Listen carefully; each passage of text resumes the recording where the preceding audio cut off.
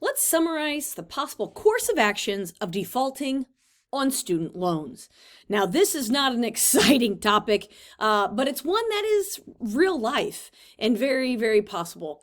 So when we go to college and accumulate student loans, we end up having, potentially a lot of money to pay back. And what happens if we lose a job or something big happens and we simply don't have enough money to pay our student loans?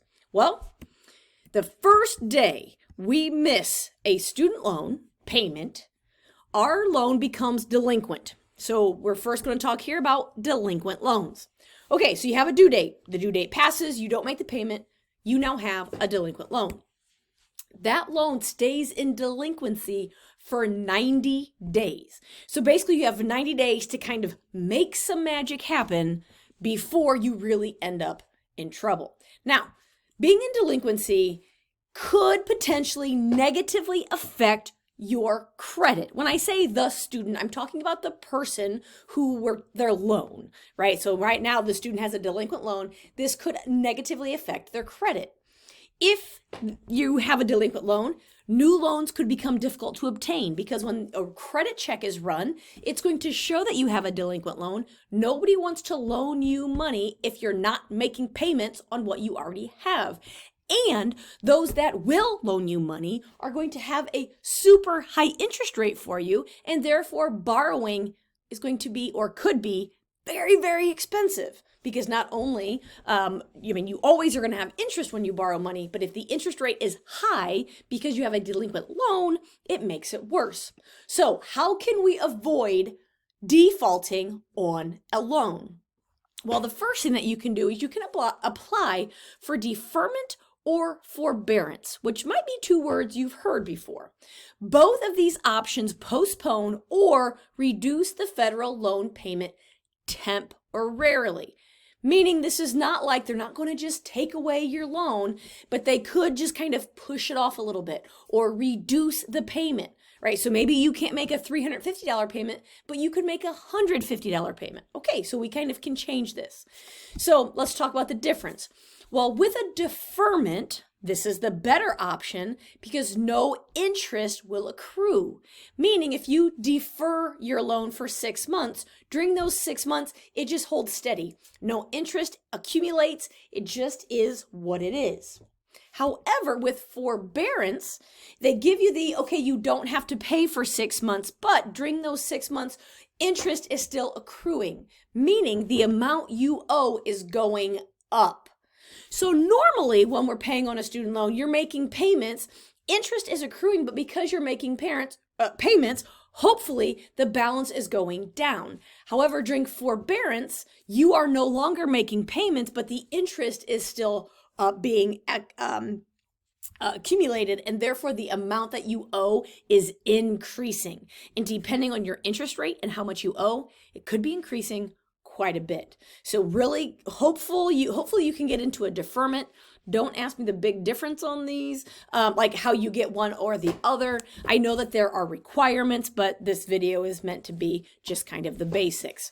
Now, you could also change your payment plan. So you could go, this is basically based on a standard plan. So then you could go to a graduated repayment plan, an extended repayment plan, or an income-driven repayment plan. And if you say, well, hey, what's the difference between those three? There's a different video called The Differences in Student Loans or something like that. Feel free to watch that to find the difference of what all of those mean. Now, as soon as the loan is paid past the past due amount. So let's pretend you have a delinquent student loan and you owe, your past due money is $500 plus $30 in interest or whatever. As soon as you pay that, so you are like up to date on payments, your loan is no longer delinquent. So when someone runs a credit check, you're going to look just fine.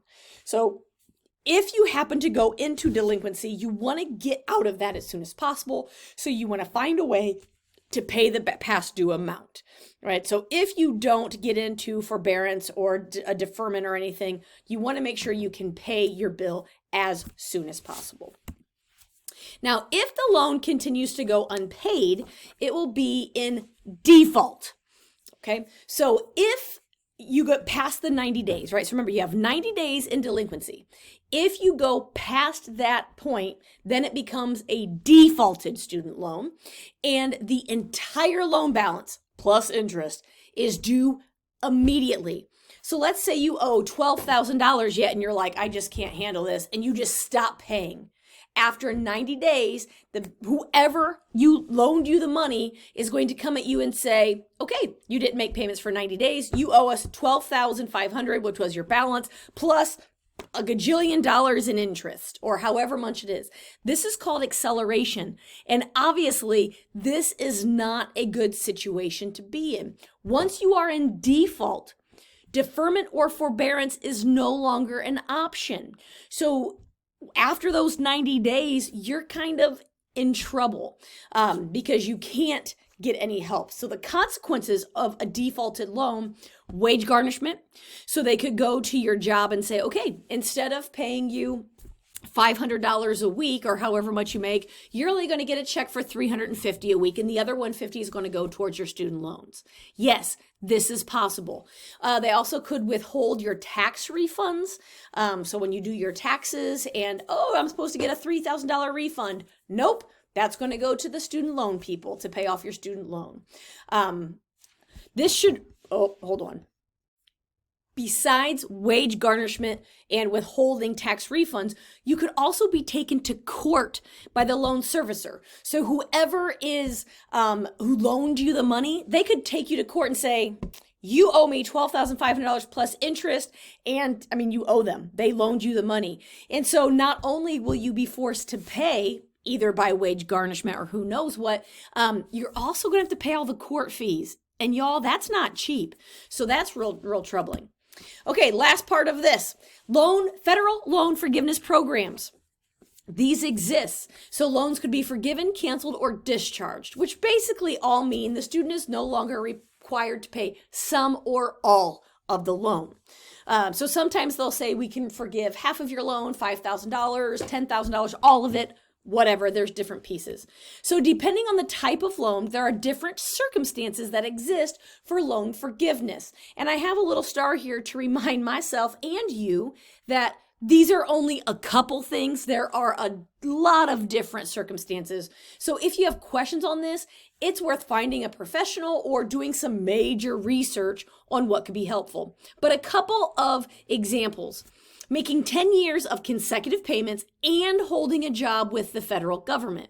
If you do this, you could potentially be, I'm losing my words. You could have the option of having your federal loan forgiven.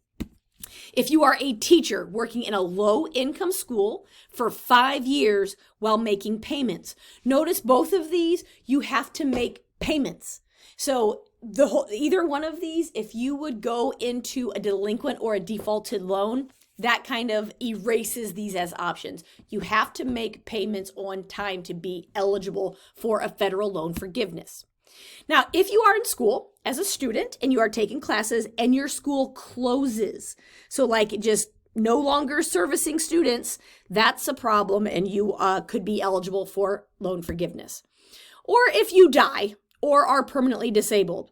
Now, this is morbid to think about, but it's kind of nice. If you have $80,000 in student debt and you die, it's kind of nice that that's going to be forgiven and it's not going to go to your family or your dependents to take on your loans. So while it's morbid to think about, it's kind of nice in terms of I'm not going to burden my family with my student loans if I should happen to die, 3 years after college, that kind of thing. So sad, but important for family. So there you go.